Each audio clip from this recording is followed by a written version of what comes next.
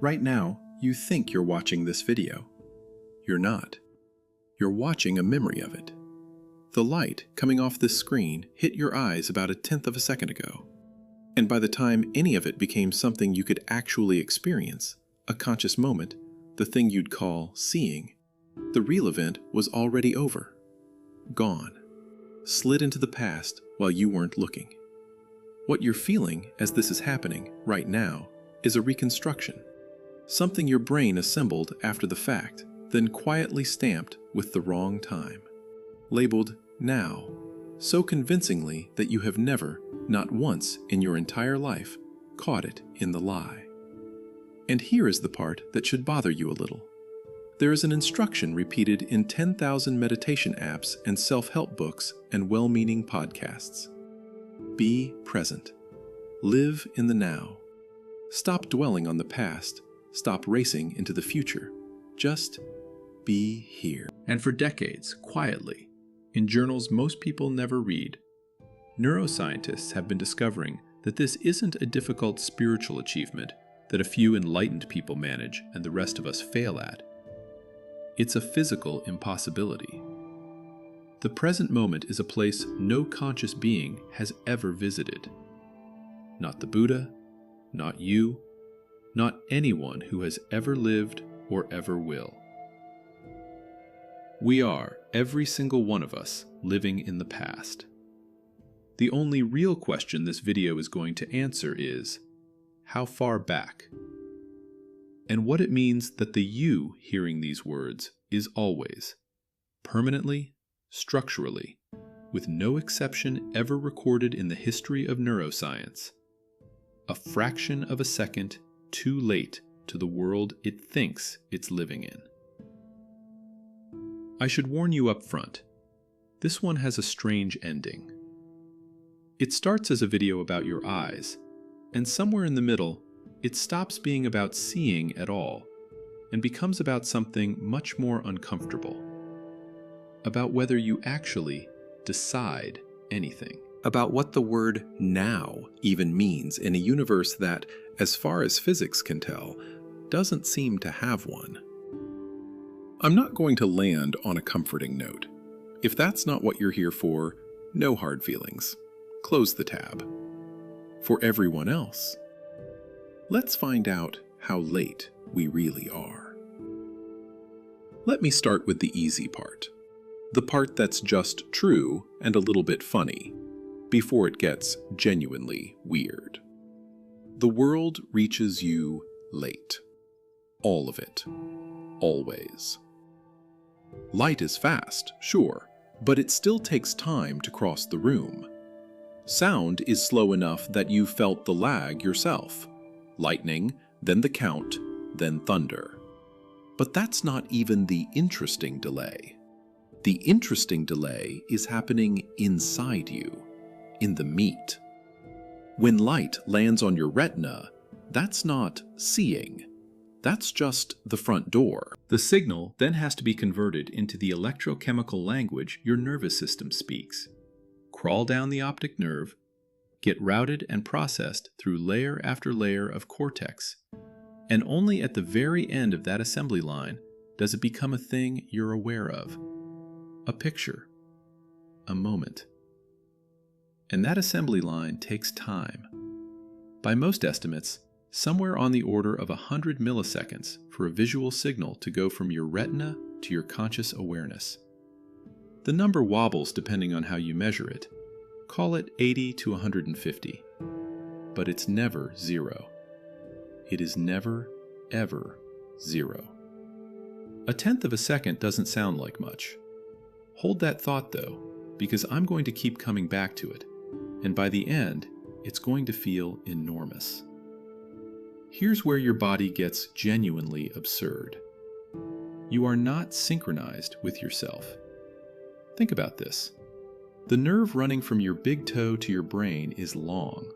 Call it the better part of a meter. The nerve from the tip of your nose is short.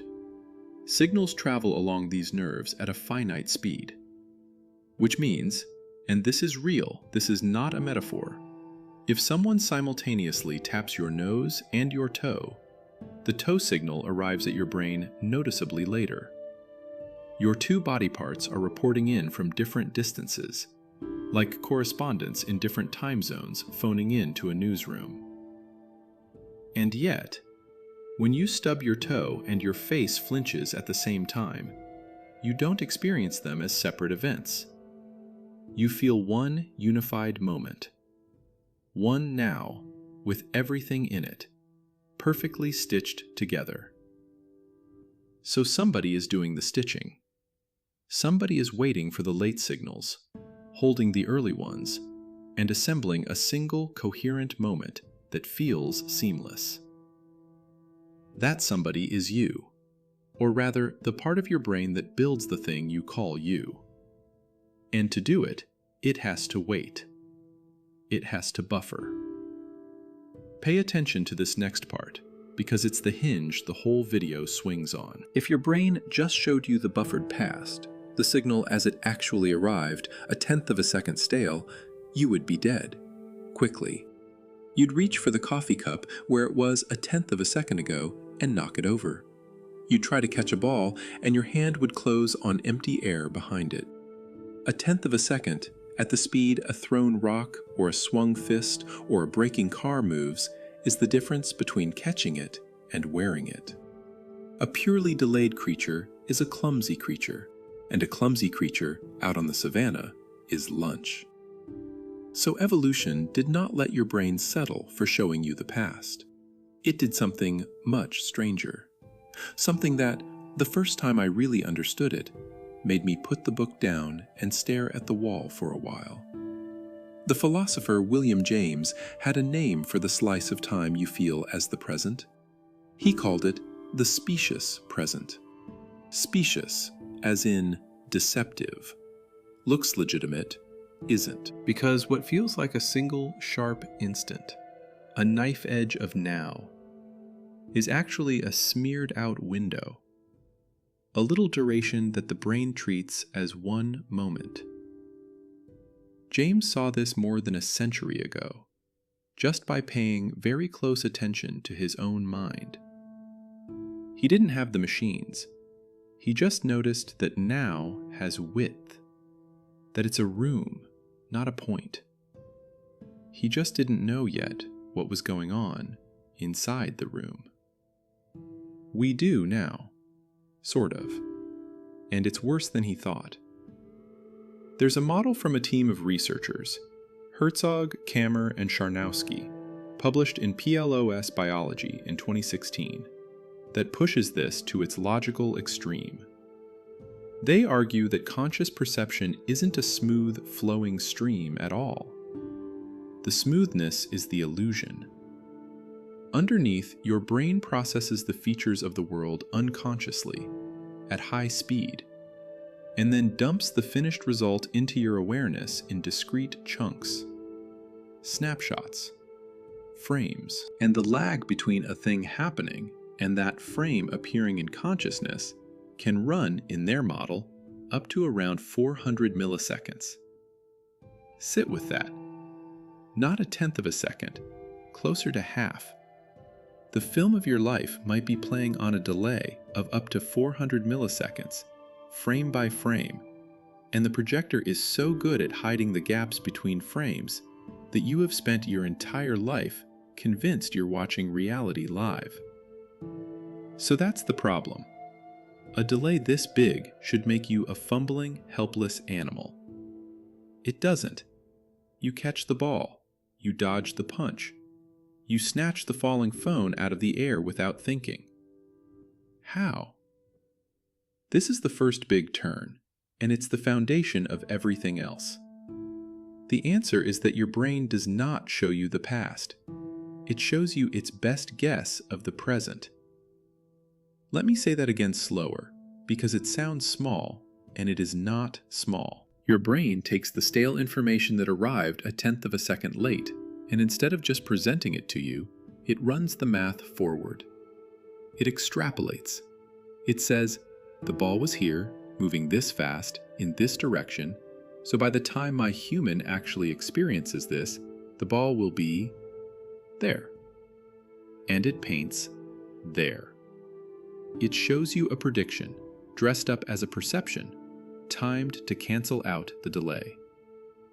When you catch a ball, you are not reaching for where the ball is.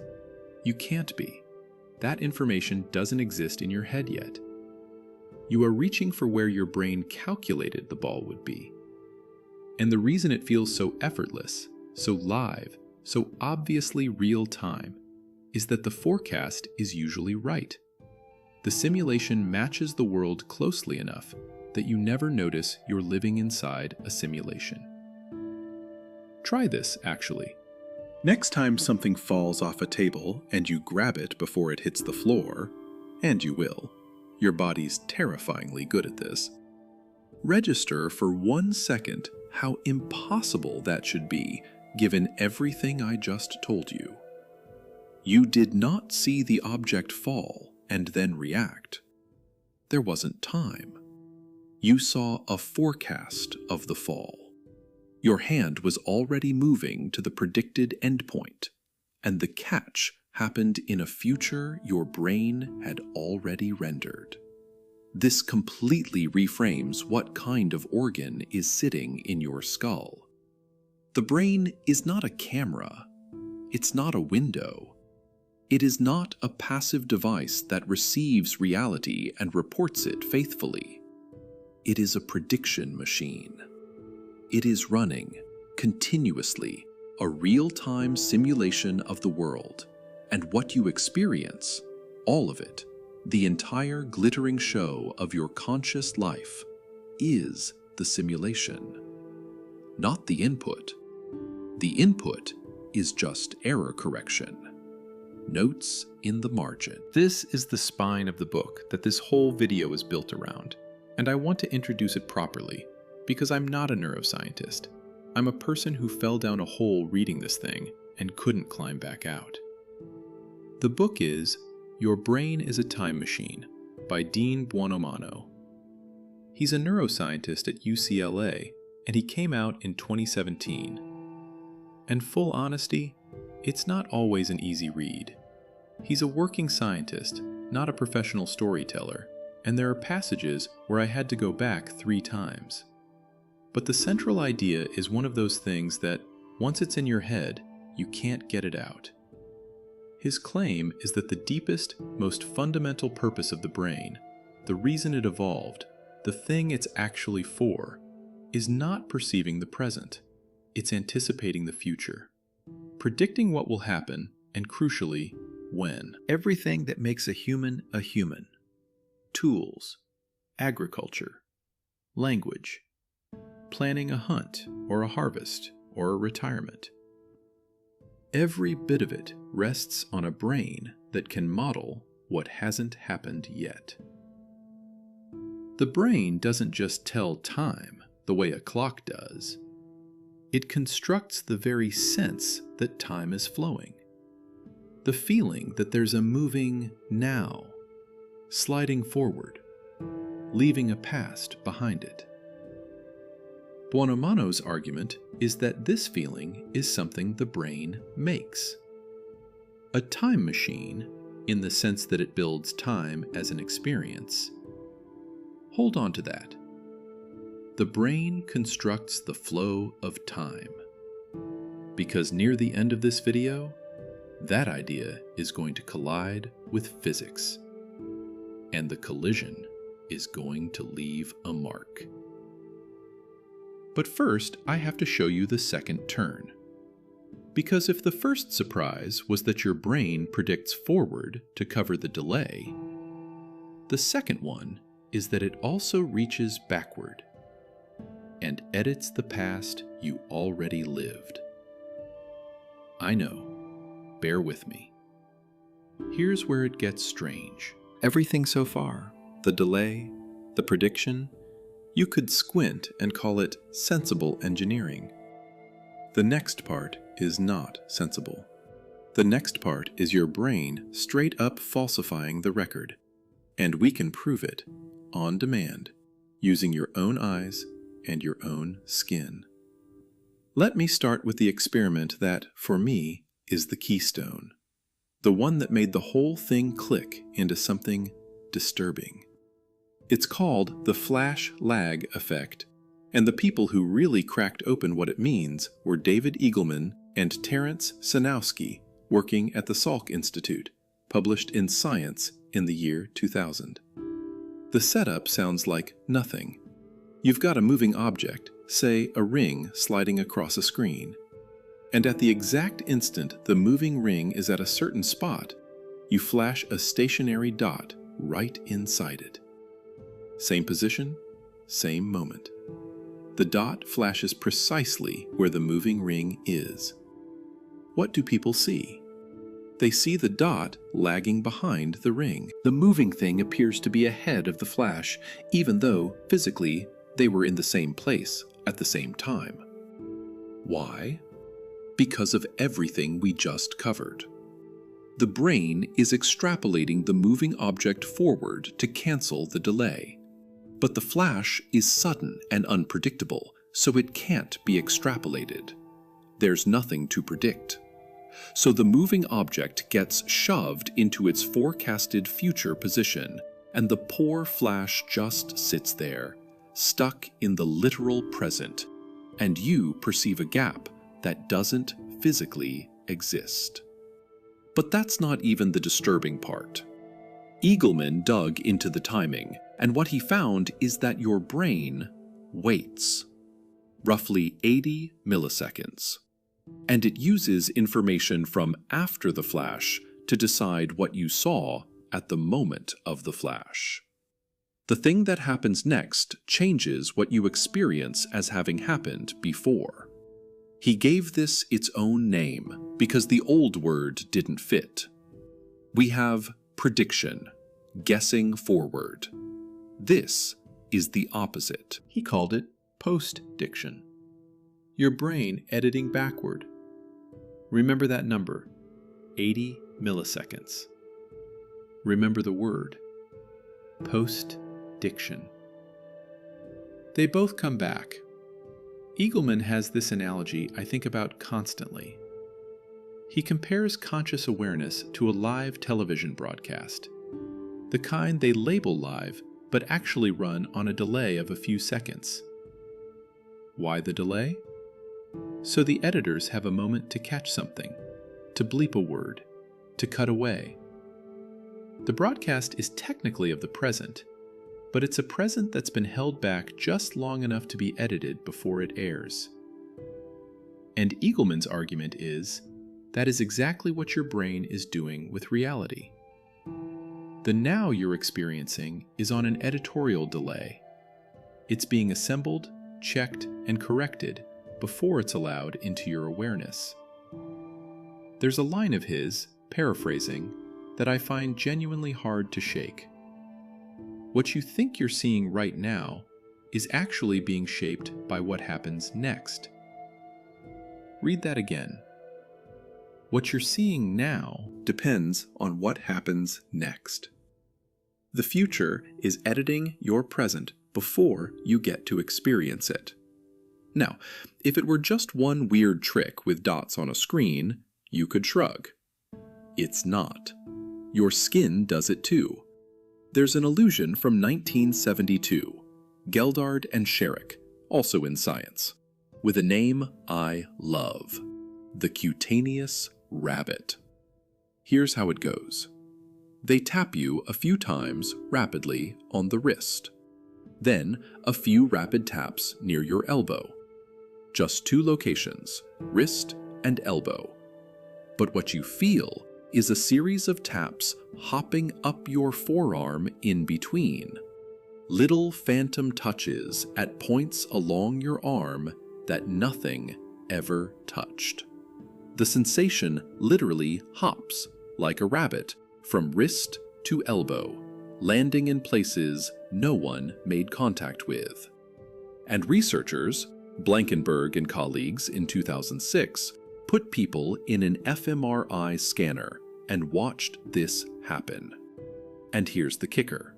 The illusory touches, the ones that never physically occurred, lit up the primary touch region of the brain at exactly the location on the body map where you felt the phantom tap. Your brain generated genuine sensory activity for a touch that did not happen. But here's the part that connects to everything. The only way your brain can correctly place those phantom hops between the wrist and the elbow is if it already knows the later taps are coming at the elbow.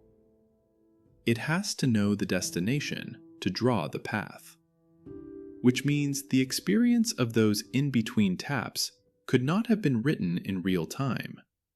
It had to be written after the elbow taps arrived, and then backdated, slotted into your memory of a moment that, from your point of view, had already passed. You felt the earlier touches in the wrong place, with the wrong story, because your brain rewrote them once it knew how the sentence ended. Your skin lies to you in the past tense. One more, because the third one is the most beautiful and the most damning. It's called color-fi. Kohlers and von Grunau, 1976. You flash one dot, then a fraction of a second later, a second dot in a different position. And here's the twist, a different color. Say the first is red, the second is green. What do people see? Not two dots. They see one dot, moving, sliding across the gap between the positions. Your brain invents the motion. Fine, that's normal. It's how movies work. But the color. The dot appears to change color partway across the journey. Red, then somewhere in the middle it flips to green and arrives green. And I need you to really hold this because it's almost too much. At the moment your brain renders that midpoint, the spot where the dot is supposedly changing from red to green, the second dot has not appeared yet. The green dot doesn't exist when you experience the color change happening before it. So how does your brain know to make it turn green halfway when the green hasn't shown up? It can't, unless it waited for the green dot, constructed the entire smooth red to green journey after the fact, and then inserted it into your conscious experience backdated, as though you'd watched it unfold in order. You did not watch it unfold in order. There was no order. Your brain filmed the scene, edited in a color change that never happened at a midpoint that never existed, and screened it for you stamped with a timestamp that makes it feel live. The philosopher Daniel Dennett used color-fi way back in his 1991 book to make a radical argument. He said, maybe there's no single place, no single moment inside your brain where a perception officially becomes conscious.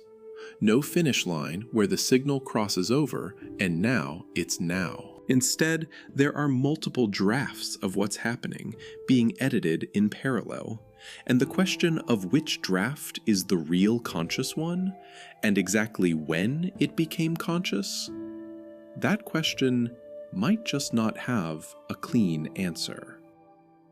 There may be no fact of the matter about the precise instant you experienced something. The timestamp isn't just delayed. It might be, in a deep sense, fictional. Okay, let me give you one you can do tonight. Right now, even, if you've got a clock. Because I don't want this to stay abstract. I want it in your body. It's called Chronostasis, the stopped clock illusion. You've almost certainly experienced it and never knew it had a name. Here's the recipe. Find an analog clock with a second hand, or the seconds on your phone. Look away from it. Now suddenly snap your eyes over to it. Watch that first tick of the second hand. It hangs. It freezes. That first second feels too long, like the clock stopped or stuttered before resuming its normal rhythm. You've definitely felt this glancing at a clock and thinking for half a heartbeat that it had died. Here's what's actually happening, and it's gorgeous. When your eyes make a fast jump, a saccade, your visual system shuts off. It has to.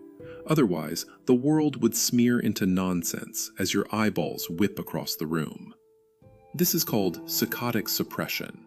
You go briefly, functionally blind during every eye movement, hundreds of times an hour, and you never notice. But that creates a problem, a gap, a little hole in your visual record. So your brain papers over it.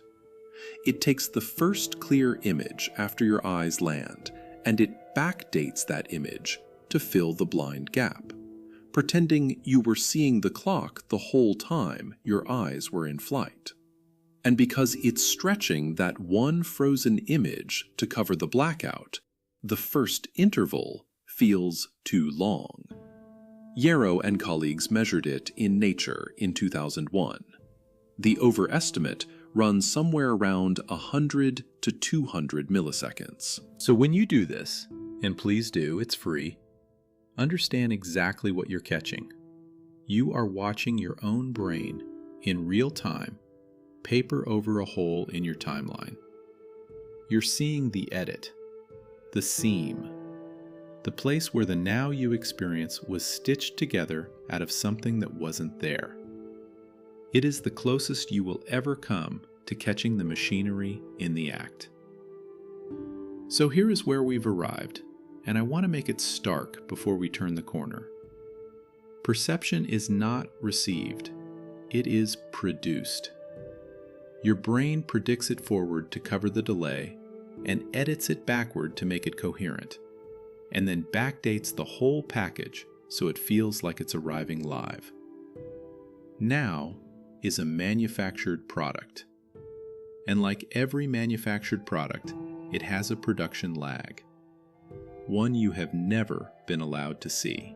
And honestly, if ideas like this are the kind of thing that lodge in your head and keep you up at night, that quiet vertigo of realizing the most obvious thing about your own experience isn't true, then sticking around here is probably a good move.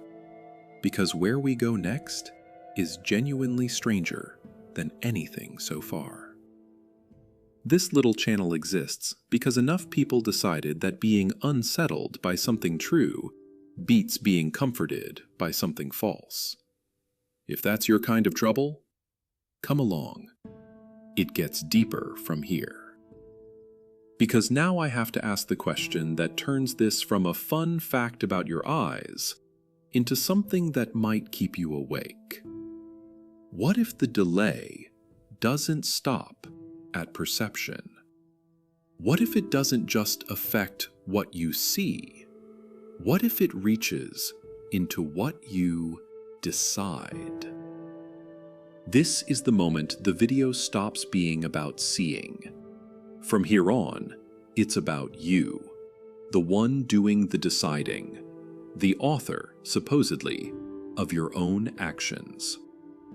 Let me tell you about Benjamin Libet. In 1983, Libet ran an experiment that has been argued about furiously for over 40 years, and it is still not settled.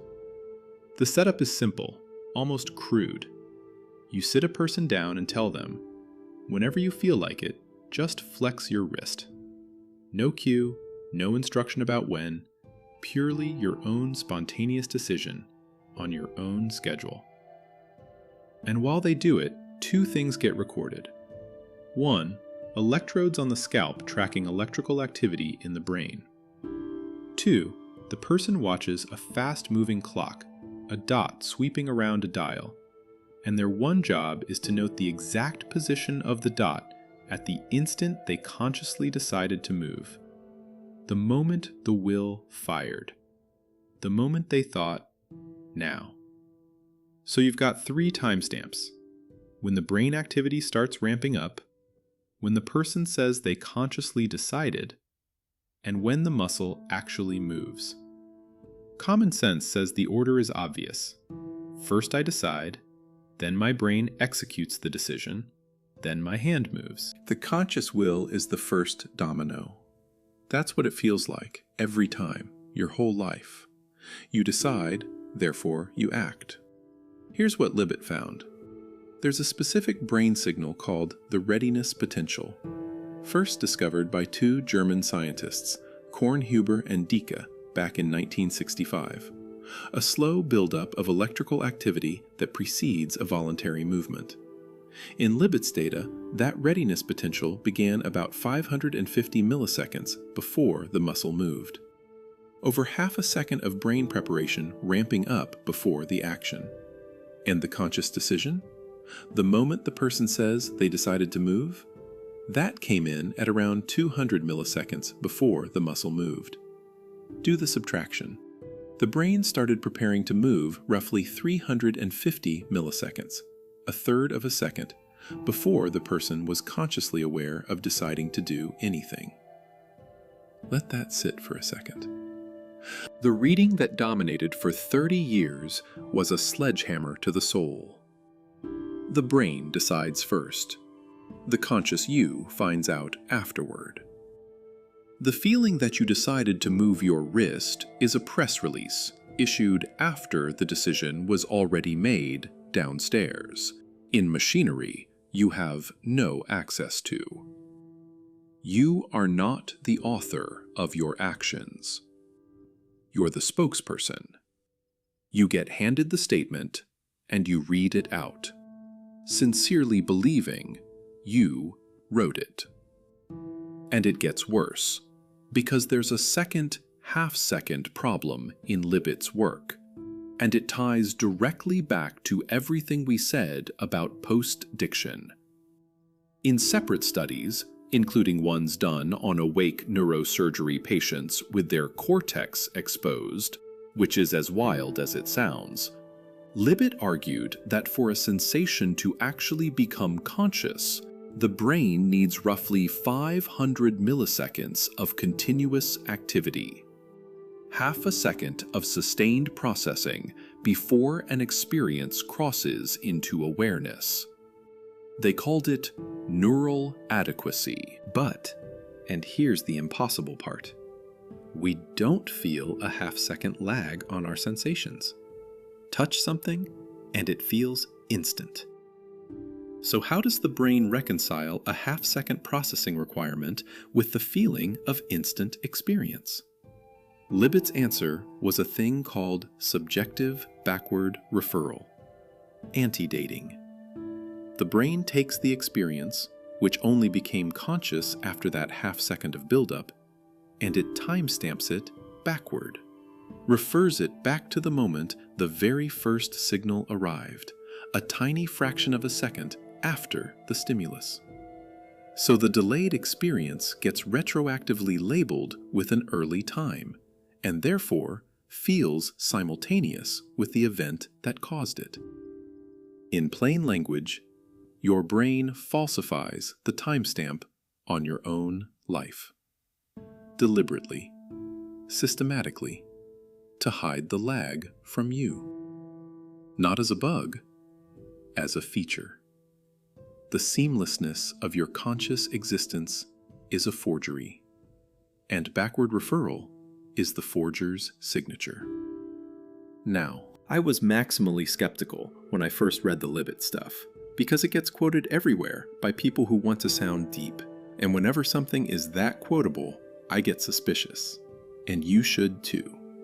So let me steelman the objections, hard, because the honest version of this story is more interesting than the slam dunk version, and the channel doesn't do slam dunks it can't back up. You might stop me right here and say, hasn't Libet been debunked? And the answer is, the famous interpretation has been seriously challenged, yes. This is the big one, so pay attention.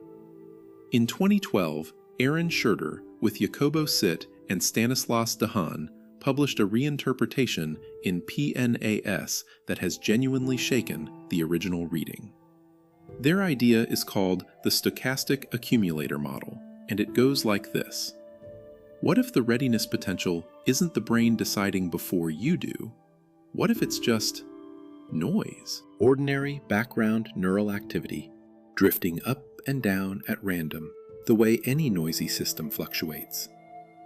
And the rule for spontaneous movement is simply, whenever this random fluctuation happens to drift high enough to cross a threshold, the movement fires.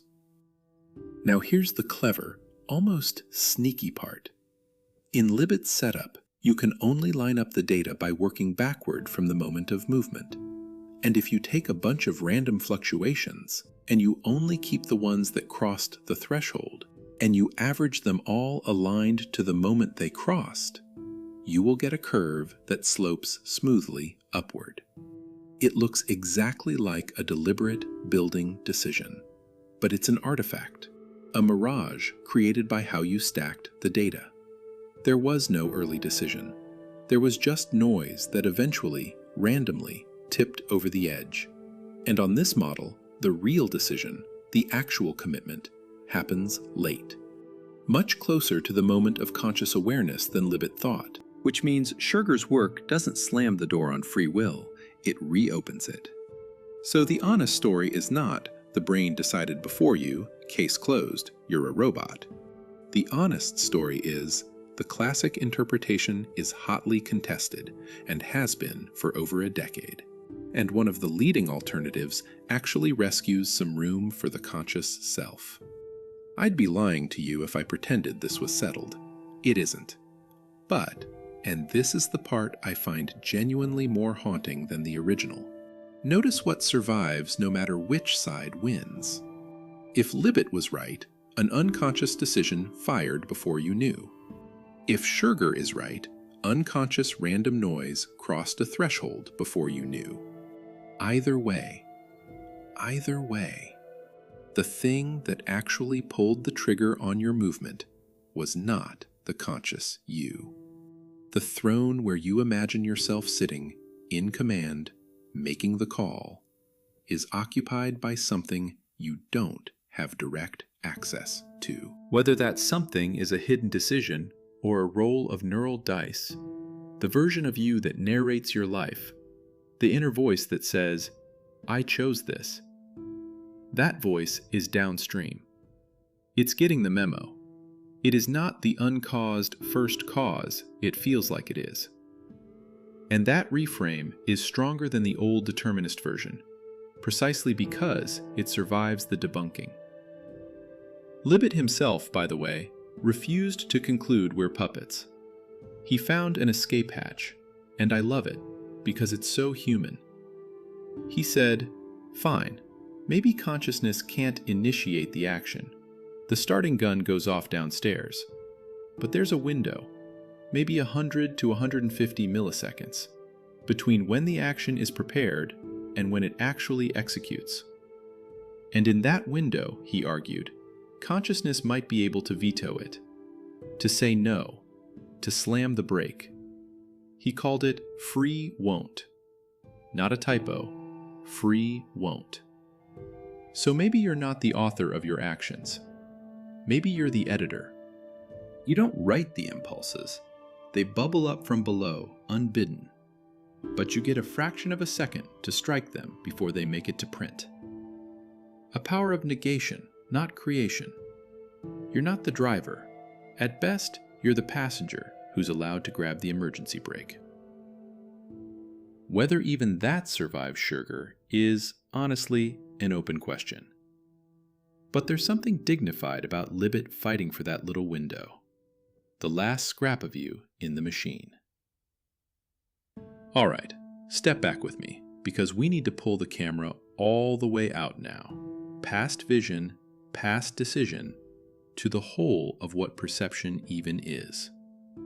Because everything we've talked about, prediction, postdiction, backdating, points to one enormous conclusion, and the person who's drawn it most boldly is a neuroscientist named Anil Seth.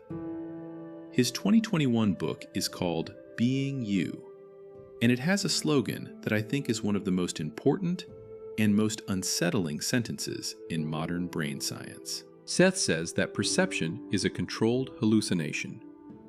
Here's what he means, and it's the natural endpoint of this whole journey. Your brain is locked inside a dark, silent vault, the skull. It has never seen the world. It never will. All it gets are electrical signals coming in down the nerves, and those signals are ambiguous, noisy, and always late. So the brain does the only thing it can. It guesses. Continuously, it generates a best guess model of what's out there causing those signals. A full, rich, vivid hallucination of a world. And then it uses the incoming sensory data not to build the picture, but to correct it, to check the guess. The senses are not the source of your reality. They're the fact checkers. The reality itself is generated from the inside out. So a normal perception, the chair you're sure you're seeing, is a hallucination. It just happens to be a controlled one. A hallucination kept on a tight leash by sensory data that keeps correcting the errors. And what we call a clinical hallucination, a vision, a voice that isn't there. Seth's framing is that it's the exact same machinery, but with the leash cut. Prediction that's lost its grip on the world. The difference between seeing and hallucinating is not the mechanism. It's just whether reality still gets a vote. This isn't a brand new idea, and Seth is careful to credit the lineage, which I appreciate.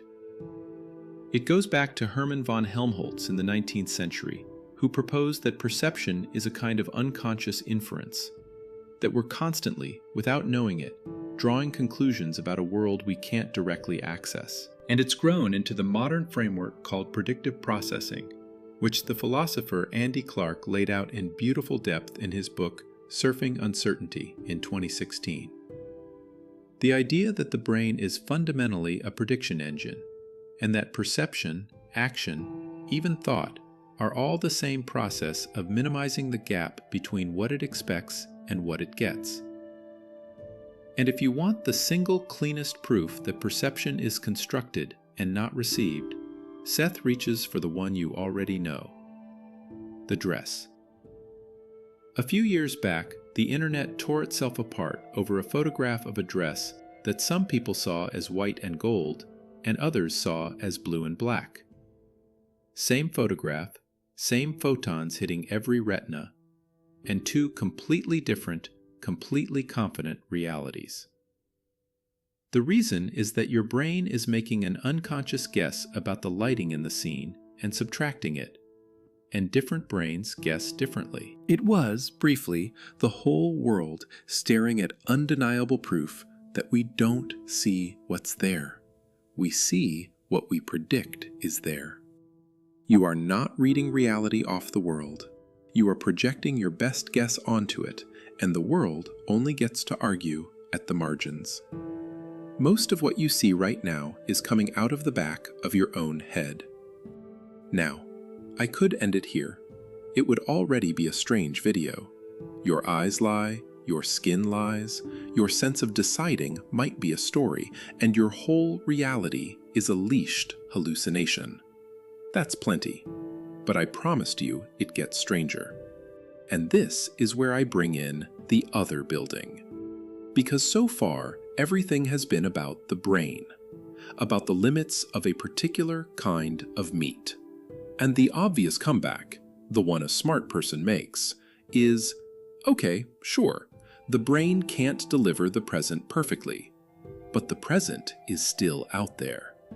The real now is real, even if my brain arrives late to it. The world has a now, even if I don't. Does it though? Here's the collision.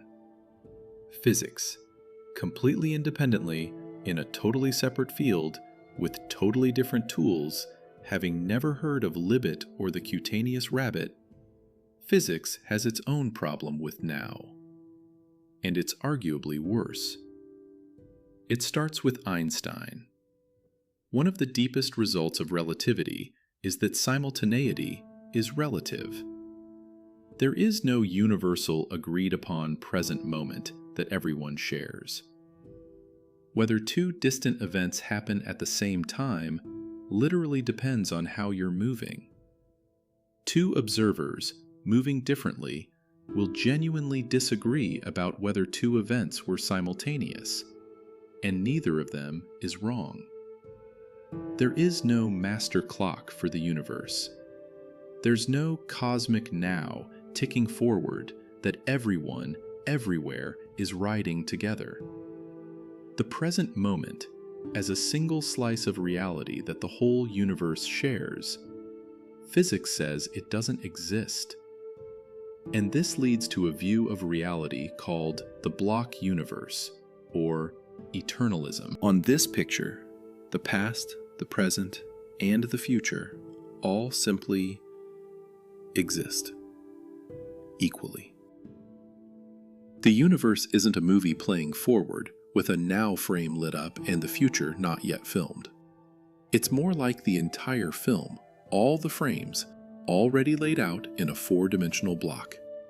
And the flowing now, the sense that this moment is special and real, while yesterday is gone and tomorrow isn't here yet. That flow might not be a feature of the universe at all. It might be a feature of minds, of creatures like us, dragging a little spotlight of attention along a timeline that, from the outside, just sits there, finished, all at once. And here's the part that made the hair on my arm stand up when I connected it. Remember Buonomano, your anchor, the brain as a time machine? His book deliberately straddles this exact divide. Half of it is neuroscience, how the brain constructs the felt flow of time. And the other half wrestles with the physics, the possibility that physical time doesn't flow at all, that it just is. He even floats a thought so vertiginous I had to read it twice, that maybe our brains construct the flow of time so insistently, so unavoidably, that it colors how we physicists even theorize about time itself. That the flowing now might be leaking from our skulls into our equations. That we keep looking for it in the universe because we can't stop manufacturing it in our heads. And if you want the physicist's voice on this said plainly, there's Carlo Rovelli in his 2018 book, The Order of Time. Rovelli argues, gorgeously, that the unified, universal now is an illusion, that time as we feel it, flowing and directional and shared, emerges from our limited, particular, local perspective. From the fact that we are small, warm creatures who can't see all of reality at once, and have to experience it one slice at a time. The flow isn't out there. The flow is the shape of our ignorance. So now look at what we've got. Two sciences in different buildings, different journals, different conferences where the people probably never talk to each other. And they've quietly arrived at the same heresy from opposite directions. Neuroscience says your brain cannot deliver the present moment to your experience. It's structurally late, and it hides the lateness with forgery. Physics says there may be no objective present moment out there to deliver in the first place. No universal now exists to be late to. Put those together, the flowing now you've been chasing your entire life, the one mindfulness tells you to return to, the one you feel slipping away every time you try to grab it. It isn't somewhere you keep failing to reach. It might not be a place at all. It might be a thing that minds invent. A spotlight your brain paints on a timeline that doesn't have one, and then convinces you you're standing inside. You're not late to the present. There may be no present to be late to. You and your brain might be the only place in the entire universe where now is even happening. Which is either the loneliest thought I've ever encountered, or the most extraordinary. And most nights, I can't decide which. So let me bring this home. Because this started as a video about 1/10 of a second of delay in your visual cortex, and somewhere along the way it became about something else entirely. It became about what it means to be the kind of creature you are. The next time you watch the sun go down, and I mean really watch it, the way you sometimes do when something in you goes quiet, understand what's actually happening. You are not seeing the sun. The sun is 8 light minutes away, so you're already seeing where it was 8 minutes ago. But forget even that. Locally, in the last few inches of the process, you are not seeing the sun at all. You are seeing where your brain calculated the sun would be 1/10 of a second ago, rendered as a prediction, painted over a past it has already quietly edited, and stamped with a timestamp that is a lie. A beautiful, useful, merciful lie. And it's not just sunsets. The face of someone you love across the table. The sound of a child laughing. That specific laugh, the one you'd give anything to keep. The last words of someone you're going to lose. And you will lose them. That's the deal we all signed. None of it ever reaches you live. Not one moment of it. By the time any of it becomes real to you, becomes a now you can feel, it is already memory. A broadcast on a delay you can never, ever close. Of a present you were never once invited into. We spend our whole lives being told to live in the moment, to be here now. And there's something almost cruel about that instruction once you understand the machinery, because it's asking you to arrive in a place that closed before you were born to it. A room with the light showing under the door that you can never open. The now is the one room in the whole house of time you can see the glow of and never enter. But maybe, and I keep landing here against my will, maybe that's not the tragedy it sounds like. Maybe the kinder truth is this. The moment was never ours to live in. It was never the deal.